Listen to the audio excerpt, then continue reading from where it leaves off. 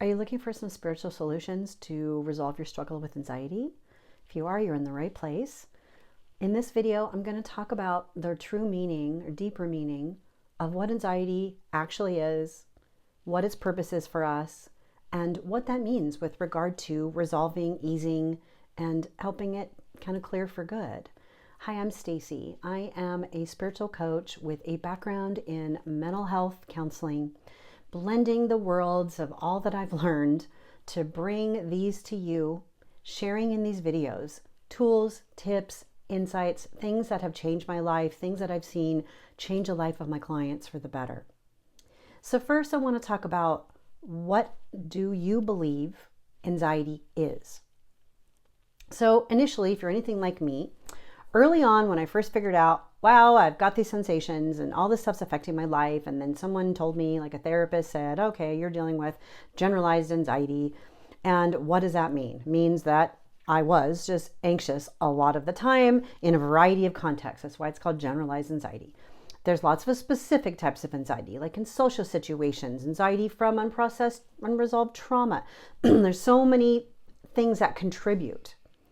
But at the core, the perspective that shifted my entire experience in relation to anxiety was becoming aware that the deeper meaning anxiety was that I needed to tune in and pay attention to what I was feeling. I was disconnected from who I really am. I was trying to live my life, doing all the things right, which didn't even exist, but I thought it did. And that part of me was running everything I was doing. So I was stressed out and anxious, trying to be good enough, doing things the right way that most of the time I didn't even know what it was, because now I know it doesn't exist, but I didn't know that at the time. So I'm comparing myself going, well, wow, you people over there have got your stuff all figured out. You look like you're just living this flowing, easy life. You're doing the things with your career or your family. And so I worked really hard to do things in the right order and all of these things. And I actually did it to a certain extent. Like for me, it was get good grades, graduate high school, decide what I wanted to do, go to college, get into a career ultimately that I loved, which I'm doing it now. But it wasn't all just a straight path. And some of that was because all of that anxiousness in my body was related to parts of me that had so much doubt, and I was ignoring those parts, trying to be good enough. Never felt really confident, but I just managed to ignore it and push it down until it got bigger and bigger and bigger. I got physically ill, dealt with insomnia for years. And all because I wasn't tuning in and paying attention that there are aspects of me, almost like little kids inside of us. We have different parts, and they want our love and attention. And the doubtful aspects of us, that goes back to our childhood. So as an adult, we're just like, I should be able to do this life thing. I shouldn't be having my anxiety make me not be able to go out and do this social thing, and worrying so much about what other people think, worrying about being judged, worrying about being criticized, worrying about not being liked. Those were all the things that I struggled with. And it's mostly past. It's not that I never feel anxiety ever, but it doesn't run my life now. And now when I feel anxious, instead of trying to look at, well, what can I take or do to calm and soothe it, which there's nothing wrong with that, but sooner or later that doesn't work very well. It's like putting Band-Aids on and it just comes right back, or it calms a little bit and then it comes back, and it'll come back more fiercely. At least it did for me a lot at night. Because if I ignored stuff all day long that wanted attention, when do you think it's going to come in? That's why people, their minds won't shut off at night, because we have not tuned in hardly at all.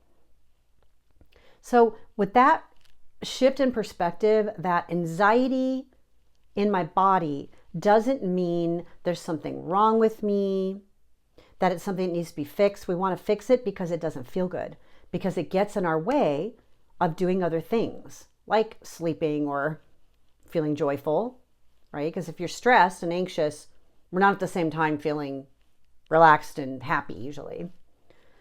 So I wanted to share this because this one shift in perspective for people, once I learned it and shared it with my clients over the last several years, it's made such a big difference for people. Because now, through the different ways that I work with people, drawing from my experience and using a lot of spiritual tools and principles, and when I say spiritual, a lot of it is getting connected with our higher self, that higher wisdom. When you do that, everything else melts away. And it's not about how do I maintain that all the time, because wouldn't we like to just live in that blissful state? But we can more and more and more. When we're not so focused on trying to fix what's wrong, as though we're not inherently okay and awesome just as we are. Nobody's perfect. No one's doing it right, because there's no way to get it right. There's no way to get it wrong. Everything's an experience. And that was the other thing that really helped me shift. I'm not getting it wrong, whether I'm doing it like someone else or not. Like, I'm not getting it wrong because I'm doing what I want for me. And the more that I practice the meditations and the tools that I teach on my channel, that I guide my clients to use, it literally is expanding myself. I'm expanding myself all the time into acceptance and love. I mean, love, I feel like my purpose being here, while I've got some things I do, like I'm a coach, guide, mentor, therapist to some, and I'm a mother and a wife and a dog owner and some different things, but like those are part of my life. They're a huge part of my life. Love it. I would not want to live without it. But when I look at the really bigger picture about like what I now believe and know, like why I'm truly here, is for me to have an experience of being me. And wherever I started from earlier on in life and where I'm at now, I can look at it and go, whoa, there's been such massive transformations and more experiences of joy and fulfillment and just more peace. Like I don't have to be doing any certain thing to feel that peacefulness. Usually we're seeking to go do and be and travel, and all those things are great, but we're not going to find our peace by going out and doing anything. We can experience the peace and ease, fulfillment, all of those things at any time. And I am still so amazed when I'm working with client and in our one-on-ones, and they're feeling fear and anxiety, and they can notice it in their body, and we shift from the story about it all and how things aren't okay, and we go inward, and they tune in. And it doesn't always happen, but often it does happen, where very quickly there's a shift and the peace and calm, and then they're just blown away, and they created it. Like, we need a guide to understand that that's a thing, to cultivate, to come back into you.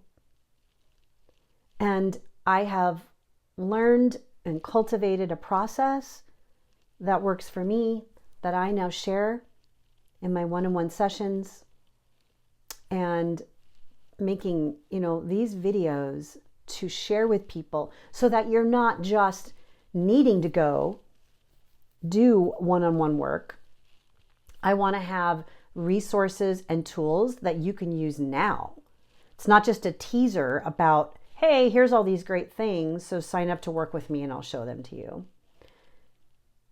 One of the things that helped me so much over the years when I was getting more connected with my spirituality and the meaning of my life was like platforms like YouTube. Literally teachings that started to really sink in to where I'm like, wait a minute, this anxiety diagnosis, what a bunch of BS. Like, no, I don't accept that that's just who I am for whatever reason, whether it's, they say it's in your genetics or whatever that is. It's just your temperament. What even is temperament? So we get really stuck in those belief systems, and then they become our truth, because what we believe is our reality.